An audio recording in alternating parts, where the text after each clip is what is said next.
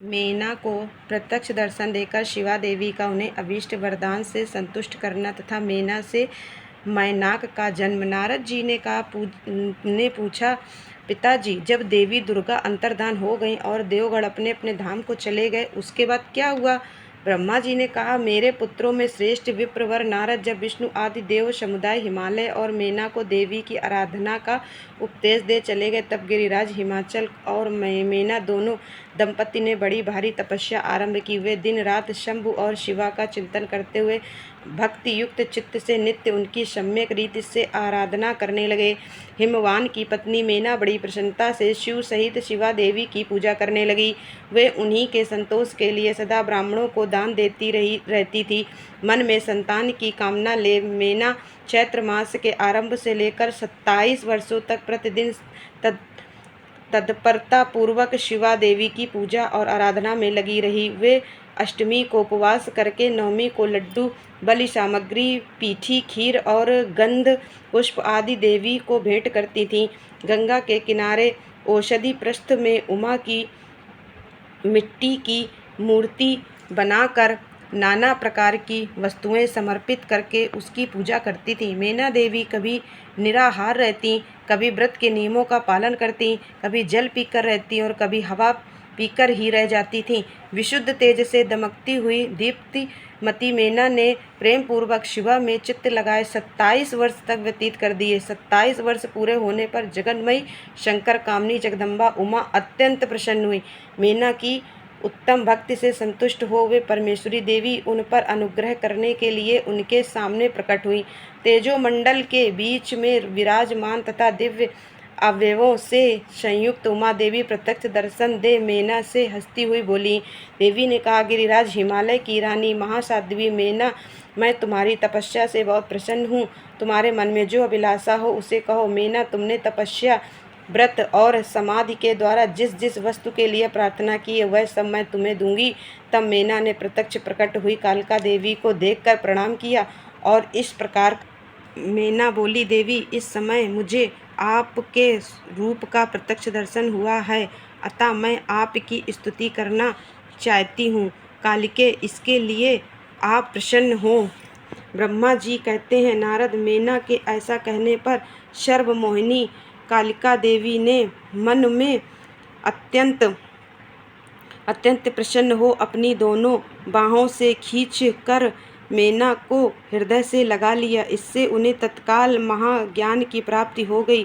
फिर तो मेना देवी प्रिय वचनों द्वारा भक्ति भाव से अपने सामने खड़ी हुई कालिका की स्तुति करने लगी।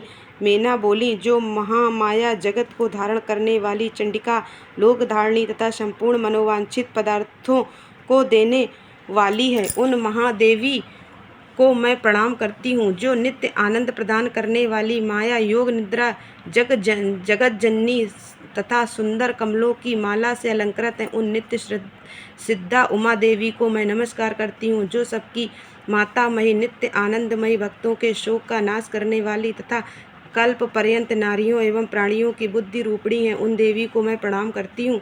आप यतियों के अज्ञानमय बंधन के नाश की हेतुभूता ब्रह्म विद्या हैं। फिर मुझ जैसी नारियां आपके प्रभाव का क्या वर्णन कर सकती हैं।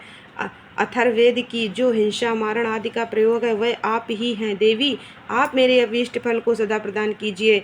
भावहीन, आकार रहित तथा अदृश्य नित्यानित्य तन्मात्राओं से आप ही पंचभूतों के समुदाय को संयुक्त करती हैं। आप ही उनकी शाश्वत शक्ति हैं। आपका स्वरूप नित्य है। आप समय समय पर योग युक्त एवं समर्थ नारी के रूप में प्रकट होती हैं। आप ही जगत की योनि और आधार शक्ति हैं। आप ही प्राकृत तत्वों से परे नित्या प्रकृति कही गई हैं, जिसके द्वारा ब्रह्मा के स्वरूप को वश में किया जाना जाता वह नित्या विद्या आप ही हैं। माता, आज मुझ पर प्रसन्न होइए। आप ही अग्नि के भीतर व्याप्त उग्र दाहिका शक्ति हैं। आप ही सूर्य किरणों में स्थित प्रकाशिका शक्ति हैं। चंद्रमा में जो आहादिका शक्ति हैं वह भी आप ही हैं। ऐसी आप चंडी देवी का मैं स्तवन और वंदन करती हूँ। आप स्त्रियों को बहुत प्रिय हैं। उधर्वर रेता ब्रह्मचारियों की ध्येयभूता नित्या ब्रह्मा शक्ति भी आप ही हैं, संपूर्ण जगत की वांछा तथा श्री हरि की माया भी आप ही हैं। जो देवी इच्छानुसार रूप धारण करके सृष्टि पालन और संहारमयी हो उन कार्यों का संपादन करती है तथा ब्रह्मा विष्णु एवं रुद्र के शरीर की भी हेतुभूता हैं, वे आप ही हैं। देवी आज आप मुझ पर प्रसन्न हो, आपको पुनः मेरा नमस्कार है। ब्रह्मा जी कहते हैं, नारद मेना के इस प्रकार स्तुति करने पर दुर्गा कालिका ने पुनः उन मेना देवी से कहा, तुम अपना मनोवांछित वर मांग लो। हिमाचल प्रिय, तुम मुझे प्राणों के समान प्यारी हो, तुम्हारी जो इच्छा हो वह मांगो, उसे मैं निश्चय ही दे दूंगी। तुम्हारे लिए मुझे कुछ भी अदेय नहीं है। महेश्वरी उमा का यह अमृत के समान मधुर वचन सुनकर हिमगिरि कामिनी मेना बहुत संतुष्ट हुई और इस प्रकार बोली, शिवे आपकी जय हो, जय हो। उत्कृष्ट ज्ञान वाली महेश्वरी जगदम्बिके, यदि मैं वर पाने के योग्य हूँ तो फिर आपसे श्रेष्ठ वर मांगती हूँ। जगदम्बे, पहले तो मुझे 100 पुत्र हों, उन सबकी बड़ी आयु हो, वे बल महाक्रम से युक्त तथा रिद्धि सिद्धि से संपन्न हो। उन पुत्रों के पश्चात मेरे एक पुत्री हो जो स्वरूप और गुणों से सुशोभित होने वाली हो, वह दोनों कुलों को आनंद देने वाली तथा तीनों लोकों में पूजित हो। जगदम्बिके शिवे, आप ही देवताओं का कार्य सिद्ध करने के लिए मेरी पुत्री तथा रुद्रदेव की पत्नी होइए और तदनुसार लीला कीजिए। ब्रह्मा जी कहते, नारद, मेना की बात सुनकर प्रसन्न हृदया देवी उमा ने उनके मनोरथ को पूर्ण करने के लिए मुस्कुराकर कहा। देवी बोली, पहले तुम्हें 100 बलवान पुत्र प्राप्त होंगे, उनमें भी एक सबसे अधिक बलवान और प्रधान होगा जो सबसे पहले उत्पन्न होगा।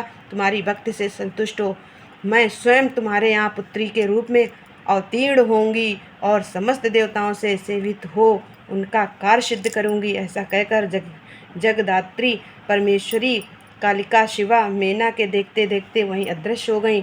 तात महेश्वरी से अभीष्ट वर पाकर मेना को भी अपार हर्ष हुआ। उनका तपस्या जनित सारा क्लेश नष्ट हो गया। मुने, फिर कालक्रम से मेना के गर्भ रहा और वह प्रतिदिन बढ़ने लगा। समयानुसार उसने एक उत्तम पुत्र को उत्पन्न किया जिसका नाम मैनाक था। उसने समुद्र के साथ उत्तम मैत्री बाधी एवं अद्भुत पर्वत नाग वधुओं के उपभोग का स्थल बना हुआ है। उसके समस्त अंग श्रेष्ठ हैं। हिमालय के 100 पुत्रों में वह सबसे श्रेष्ठ और महान बल पराक्रम से संपन्न, अपने से या अपने बाद प्रकट हुए समस्त पर्वतों में एकमात्र मैनाक ही पर्वतराज के पद पर प्रतिष्ठित है।